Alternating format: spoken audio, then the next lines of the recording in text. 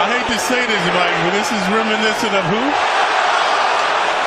Charles Smith. In this week's NBA Power Rankings, the Warriors have vaulted themselves back to the top of the NBA with some dominant performances.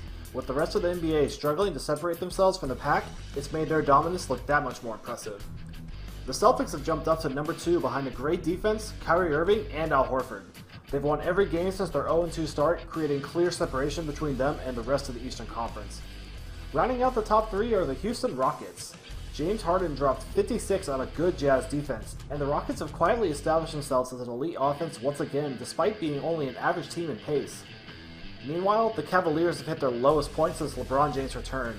Sitting at 24, Cleveland's lack of defense and effort led to losses against both the Pacers and Hawks this week. They look to turn things around against an also struggling Bucks. Chris, on the pass to Frank, did you consider shooting the ball there when he knocked in the Oh, three? yeah. What did you see? You faced up. What did you see on that play? I was kind of pretty far away from basket, and I knew there was help coming from somewhere. And as soon as I tried to be aggressive, the guy was coming, and I said, I had to get rid of the ball. That was the right play in that moment. And, Frank made the big shot. Did you know Lance was going to try to dunk that? The one that he dunked, or which one? When he blocked him.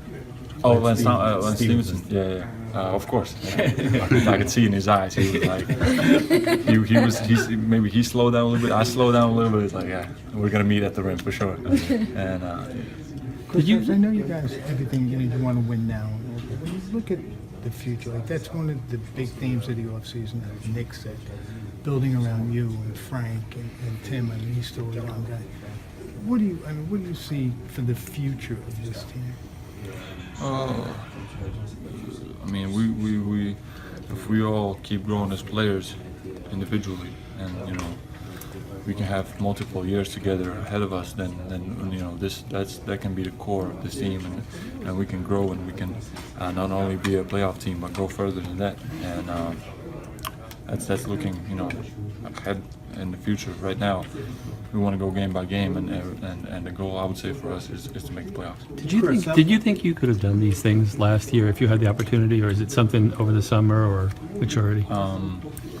I think I got a lot better this summer, just the strength, but also the confidence and just knowing that I'm gonna get more opportunities.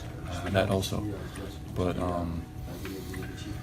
I think that the hard work is paying off.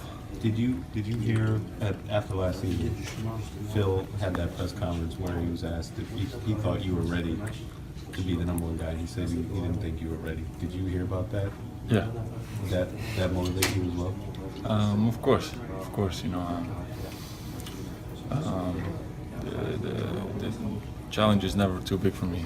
I always accept the challenge, and that's why I knew, coming to this season, if Melo was not going to be here, then I'm going to have to be the guy, and that's why I was just 24 hours in the gym.